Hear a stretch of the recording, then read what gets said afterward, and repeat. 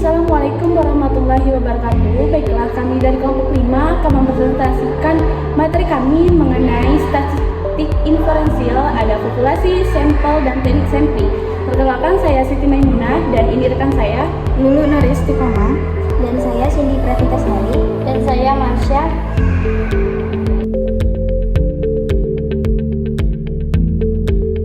Rumusan masalah. Yang pertama, apa itu populasi? Yang kedua, apa yang dimaksud dengan sampel? Yang ketiga, apa saja teknik pengambilan sampel?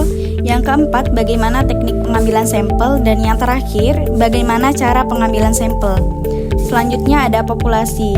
Yang pertama, kelompok besar dan wilayah yang menjadi lingkup penelitian disebut populasi. Marjono 2004, populasi adalah data yang menjadi perhatian kita dalam ruang lingkup dan waktu yang kita tentukan. Sedangkan menurut Nawawi, populasi adalah keseluruhan objek penelitian. Selanjutnya ada jenis populasi. Populasi terbatas atau populasi terhingga mencakup populasi yang memiliki batas kuantitatif secara jelas karena memiliki karakteristik yang terbatas. Selanjutnya ada populasi tak terbatas atau populasi tak terhingga mencakup populasi yang tidak dapat ditemukan batas-batasnya sehingga tidak dapat dinyatakan dalam bentuk jumlah secara kuantitatif. Selanjutnya ada populasi dapat dibedakan ke dalam hal berikut. Yang pertama ada populasi teoritis, yaitu sejumlah populasi yang batas-batasnya ditetapkan secara kualitatif. Yang kedua ada populasi yang tersedia, yaitu sejumlah populasi yang secara kuantitatif dapat dinyatakan dengan tegas.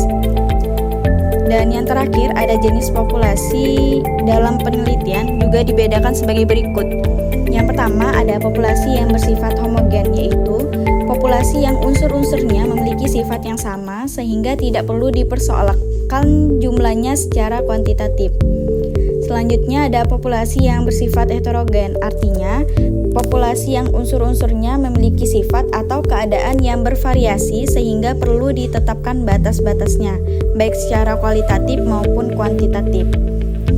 Selanjutnya ada metode sensus. Metode sensus adalah metode penarikan atau pengambilan data dengan jelas mengawali atau melibatkan seluruh anggota. Metode sensus dilakukan untuk ketelitian dan sumber yang bersifat heterogen. Selanjutnya, cara sensus yang baik. Populasi merupakan keseluruhan subjek penelitian. Untuk meneliti semua populasi dibutuhkan cara sensus yang baik, yaitu yang pertama, tingkat presisi karakteristik subjek penelitian sangat diutamakan. Dan yang kedua, ada ukuran populasi sangat kecil. Selanjutnya, sampel.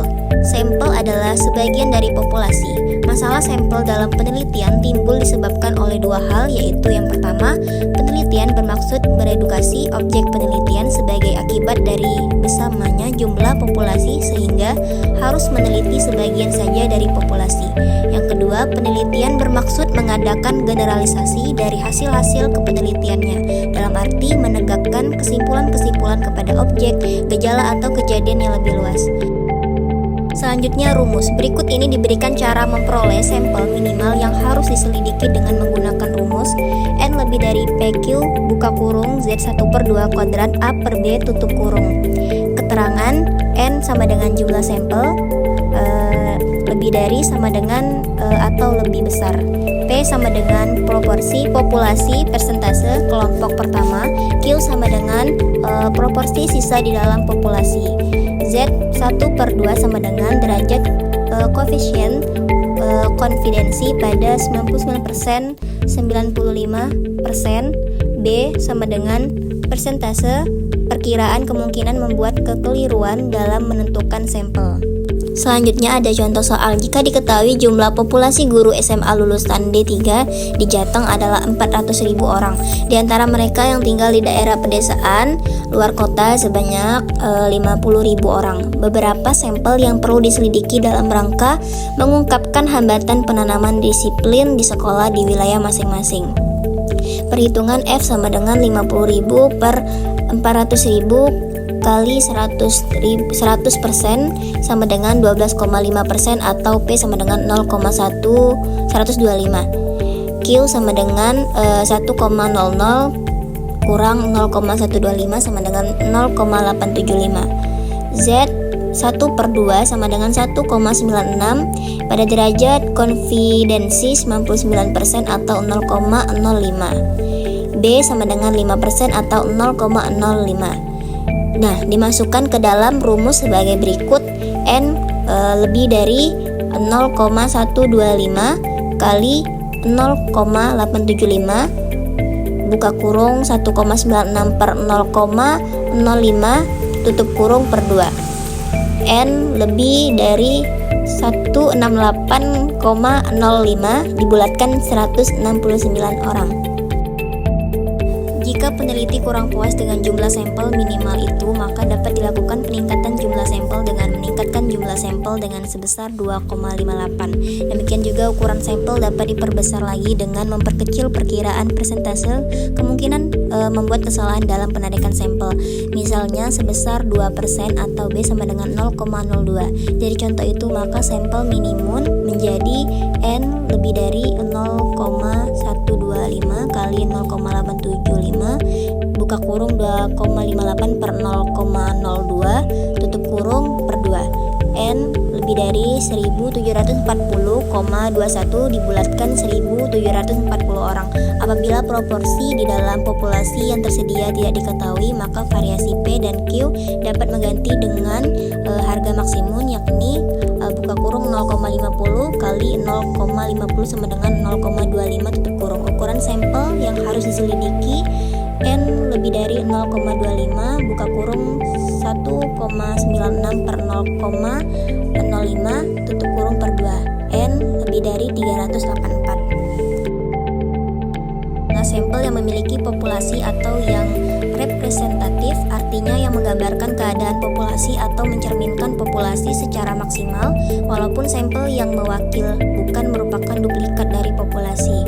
Pada umumnya, masalah sampling timbul apabila penelitian bermaksud untuk yang pertama mereduksi objek penyelidikannya, yang kedua ingin mengadakan generalisasi dari hasil-hasil dan penyelidikannya.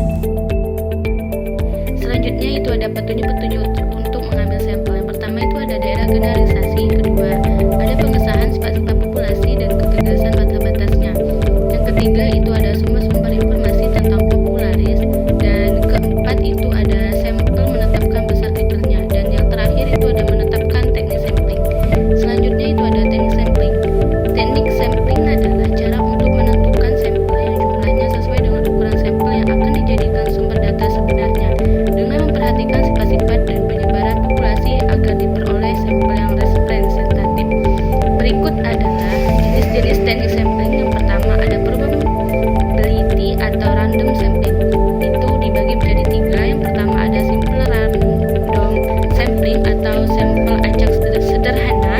Yang kedua itu ada stratified random sampling atau sampel acak distratifikasi. Yang ketiga itu ada cluster sampling atau sampel gugus. Selanjutnya itu ada teknik sampling adalah cara untuk menentukan sampel yang jumlahnya sesuai dengan ukuran sampel yang akan dijadikan sumber data sebenarnya. Yang kedua itu ada non-probability atau non-random sampling atau sampel tidak acak. Dibagi menjadi 5. Yang pertama itu ada conveyance sampling atau sampel yang dipilih dengan pertimbangan kemudahan. Yang kedua ada purpose sampling. Yang ketiga ada quota sampling. Yang keempat ada snowball sampling atau sampel bola salju, dan yang terakhir ada stempel sistematis. Baiklah, untuk selanjutnya itu ada simple random sampling. Itu ada populasi, teknik dan sampel, dan cluster sampling Batam Kota Segulung, Batu Aji Galang, Batu Ampar Bulang, Nongsa Sekupang, Lubuk Baja atau Selpedu. Baiklah, selanjutnya yaitu ada sampling sistematis. Yang pertama itu populasi, yang kedua sampel. Sampling incidental atau conveyance sampling, anggota populasi yang kebetulan bertemu dengan peneliti dengan syarat sudah memenuhi kriteria sebagai sampel yang peneliti butuhkan. Kedua, purposive sampling, penentuan sampel didasarkan pada pertimbangan tertentu. Itu peneliti ingin menganalisis tentang minat mahasiswa pada praktek perbankan syariah di kampus ditinjau dari perspektif dosennya. Tidak semua dosen mengetahui bagaimana praktek perbankan syariah di lab mini kampus, sehingga peneliti menetapkan dosen sebagai anggota sampelnya adalah dosen yang mengajar perbankan syariah di kampus yang memahami pengetahuan mahasiswa tentang praktek perbankan syariah. Kedua, kuota sampling. Penentuan sampel yang mula-mula jumlahnya kecil, kemudian jumlahnya membesar. Terus, snowball sampling. Yang pertama, menentukan jumlah anggota sampel yang akan diukur. Yang kedua, memilih sampel dengan cara kebetulan. Peneliti ingin menganalisis tentang minat mahasiswa pada praktek perbankan syariah di kampus ditinjau dari perspektif dosennya. Tidak semua dosen mengetahui bagaimana praktek perbankan syariah di lab mini kampus, sehingga peneliti menetapkan dosen sebagai anggota sampelnya adalah dosen yang mengajar perbankan syariah di kampus yang memahami pengetahuan mahasiswa tentang praktek perbankan syariah. Baiklah, itu saja yang dapat kami sampaikan mengenai materi kami. Kami akhiri, wabillahi taufiq wal hidayah. Wassalamualaikum warahmatullahi wabarakatuh.